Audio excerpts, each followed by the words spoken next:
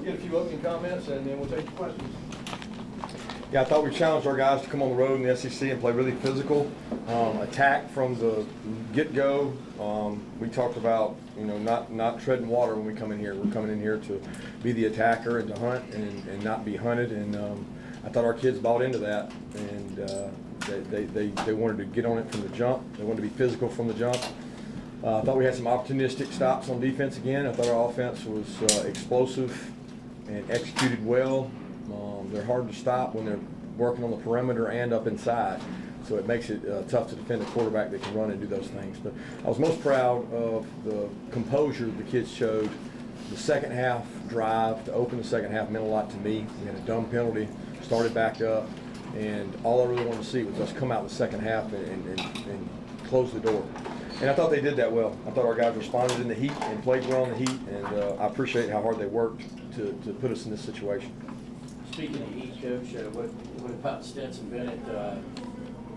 I guess, do you think it was the heat that made him sick, and then he was able to overcome it and throw a touchdown, Brock? Yeah, I mean, he actually was dry heaving way back in the drive. Back earlier when he threw the pass to the flat, and he didn't quite get it there. It was not a great pass, and I could tell something wasn't right then. He fought all the way down through it, and he made a couple throws where he threw up before him, and then he hung in there and made the throw. After he had thrown up, he just, like he overhydrated in terms of drinking a lot of water. We kept pumping it in and pumping him in him, and he said he just felt like he had to throw up, so he did. But he's a competitor. He wouldn't come out. Coach, what do you think of Brock's performance today? I don't even know his numbers. I know he looked fast running down that field. So what numbers did he have? Because, the thing about Brock that's so hard you don't get to measure is the amount of tension he draws. 121, whatever that is, yards, 5 for 5. But, 3 or 4 of those plays that Brock made, there are people blocking down the field, elite blocking down the field. So Darnell Washington, on one of the little crack screens we run, pins a guy, and the holes are created through displacement, not just blocking. Darnell displaces people. So I think Brock would be the first one to tell you that his success comes from a lot of perimeter and things like that, touches that other guys make great blocks on. Marcus Rosemy had 2 or 3, the selflessness of this group. Now, the play he made in the corner of the end zone, nobody blocked for him on that one because that was a elite catch. And then the run after catch on the play action. But again, the play action play he made in the second half was set up by the run. If you run the ball 2 or 3 times, those safeties are coming down and he's running by you. But he's a special player, and I don't know that I've been around somebody that works as hard as he and Darnell do in practice.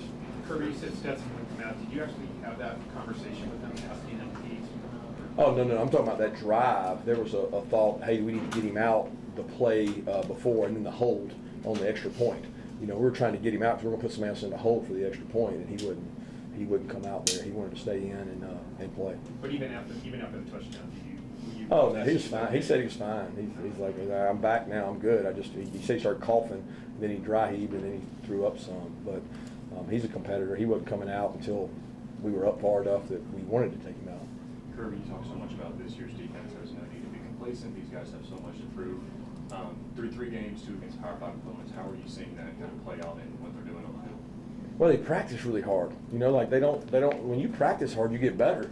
So, I mean, our coaching staff, and we've got coaches on our staff now that came from other places, and I had one of them reach out to me and say, the amount of detail you put on your scout cards, the reps y'all do against the scout team are the hardest thing possible against every call. So when you do the game, it usually makes it easier. If we can play offensive coordinator and script up the hardest plays, and I think Coach Schumann and that defensive staff, man, they work long, hard hours to make sure our guys see some of the toughest plays, and even then you don't get it all right, but it certainly helps having ways to affect the quarterback, good pass rushers, and it helps to play from ahead, which our defense has been able to do because we've scored on offense. Coach, how would you describe the game that Coach Monken called today? Great. I mean, he was aggressive. He did a good job calling it. He puts together a good game plan. He'll tell you himself. He's got a great offensive staff. And he's got guys that are in the room that have coached in the SEC, that understand the SEC. The addition of Searles, VMAC, Bobo, I mean, those guys come up with game plan things. They know these teams. They know the personnel of these teams. So it really helps when you have a good game plan and you actually have people that can execute it because they have experience. I mean, it's hard to defend a quarterback that can check things, make throws, has weapons, and then he can run on top of it. So, I mean, we've got to keep getting better, and we got to execute at a high level. But the biggest thing for them and for our offense is not getting complacent. Kirby, I imagine you might find a laundry list of things to kind of work on in practice like you did after the Stanford game, but are you surprised the lack of a drop-off from last season's team to this season's after 3 games? Lacking Lack of a drop-off in terms of the performances. in drop off of the offense, defense, or everything. The whole team. Well, I mean, guys, I said all year we have good football players. We have to go play well, and they have to buy into being selfless and helping each other. This team is way different than last year's team. You know, we don't have 15 draft picks that are going to get drafted next year. We don't. But we've got a bunch of guys that are tough, physical. They like practice. They buy into being around each other. They're connected. They like competing against each other. And the only way you get better during the season is on Monday, Tuesday, Wednesday. You know, it's hard to just go out there in the game and take 30 snaps. We get 60, 70 snaps of practice, each guy. So as long as they keep getting better and you guys don't fill their head up with too much stuff, we'll be all right. Coach Jamon Dumas-Johnson, the tackles leader, one of the new guys who plays in a Butkus Award winner. Can you talk about how far that young guy's come already? Yeah, he was doing it last year. You just didn't see him. I mean, we saw it every day in practice. We were like, man, this guy's going to be a good player. He did not play football his senior year in high school. He came here puffy, a little heavy, and we're like, man, this guy will strike you. He'll hit you. He's a SEC linebacker, and he's gotten better. He's still not where he needs to be. He still makes mistakes. We still make mistakes. But if they continue to work hard and buy into, you know, having a little composure, we gave up plays today and nobody backed down.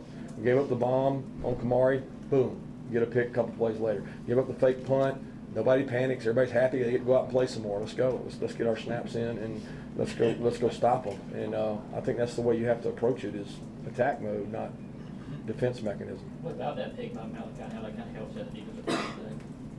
Interception by Malachi Starr. Yeah, what about it? No, just your He did a good job. The quarterback threw it right to him. He should pick it, right? he played the wheel route. He kept his eyes in the right spot, and he made a play, and he had a pretty good return too. He's a good athlete. What about your game plan for, obviously Spencer Rattler's a guy who really spin it, throw it deep and all that kind of stuff, and he did get you. How do you feel like you guys obviously responded to defending him? Well, the shots they took, you know, there's some plays they made down the field. We got to get better at that. We got to be able to play out on the perimeter. I thought that Keeley had a couple plays. You know, they went one-on-one with him. He's got to be able to make those. But if you disrupt the quarterback's rhythm and you don't allow people to run the ball, which, you know, so far we've been hard to run the ball on, it makes people one-dimensional. You know, and we have to continue to do that. We're not, you know, we weren't completely healthy today. We had 3 or 4 guys beat up, banged up. A couple guys didn't practice during the week and tried to go in the game, but we got to get back full strength so we can be at our best. Kirby, what did you think of the defensive line's performance, particularly with Jalen limited? I thought they played hard. You know, they affected the passer, but we're not where we need to be. We have 2 young players who can help us. They can't help us until they go against our one offensive line about 1,000 more reps, and I can't get 1,000 reps in 2 weeks. So we have to get them ready faster because we don't have the depth there that we've had. They played really hard today, and we had to get Bill Norton in there for snaps, Bear, Christian Miller. We got to continue to grow those guys. What was Jalen doing? He's got a lower extremity injury. How has the standard, if at all, evolved over your time in Georgia? Your players referencing so much and talking about the importance of playing up to it. I don't know that it's evolved. I mean, Nick Chubb and Sony talked about it all the time. Lorenzo Carter, Davin Bellamy, those guys, they all, you know, they bought into it. The first year, I wouldn't say they bought into it because it was really, really hard, and practices were really, really hard. And I don't know that they reaped the rewards from it. And then from then on, they kind of bought into, hey, this is who we are. This is how we're going to do things, and it's just kind of the way that we do them. And they sell that to each other. They sell that to the younger players so that we don't have to. And if you do that, you can get better. But please don't mistake that for thinking that we have the best practices in the world. We have not always had the best practices in the world. Our kids believe in practice paying off in the game, though. You mentioned that nobody panicked for some of the big plays y'all gave up. How much did that impress you with so many younger guys playing the first SEC road game, things like that? Well, I told them before the game, and right before we came out, I said, there's a muscle we haven't used. And the muscle that we have not flexed is the composure muscle. And I had Branson Robinson stand up in front of the group and say, this is what our composure muscle looks like. So if your composure muscle looks like Branson Robinson, there's a good chance that you need to flex it. I don't know if you've seen Branson's arms. And we flexed it because we had some things, go wrong, not bad wrong, but we gave up some plays and we responded from it. AD not here today. What did you think about the receivers who could step up in his? Yeah, I thought Ladd did a nice job. I thought Monk did a nice job of utilizing the skill set of the players we had. We had to use Dom and Kieris a little more for their experience on the road.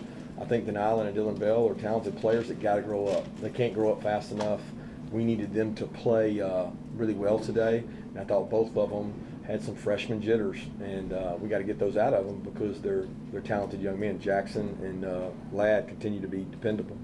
3 games, no turnovers on offense. Just what do you make of how well they've done holding on to all these 3 games? That's hard to do, I mean, you just jinxed us, but we have to keep that. We have to keep that going because it's good. It allows us to be elite if we keep getting turnovers. But we flirt with danger there. The decision by Stetson to reach the ball out, not the smartest. The screen throwaway that he floated. I mean, there's decisions there that they can be fatal, or they can force you to use your composure muscle if you're not careful. And we got to be smart there. When they were having trouble getting those fans, whoever was on the field, and they went for it on 4th down, did that help you in the first half? They had that timeout between quarters, something like that, and South Carolina went for it on 4th. Did that allow you to see something? I have no idea what you're going on. You're talking about right before halftime and all that? I think it was the 2nd quarter. They were honoring a bunch of people on the field, and they couldn't get them on time, so there was this delay in people wanting to get up that play fast because they were going for it on 4th down. A bunch of guys. Yeah, I didn't even see that. Is that the one we stopped them on 4th down? Yeah, I didn't even notice the people on the field. I didn't see it. So we called the play that we were going to run on defense just based on what our 4th and 1, or I think it's 4th and 2 maybe. Yep. What defensive call we worked all week. So it didn't have anything to do with the people being on the field. It might have slowed them down. I don't know that. I didn't see that.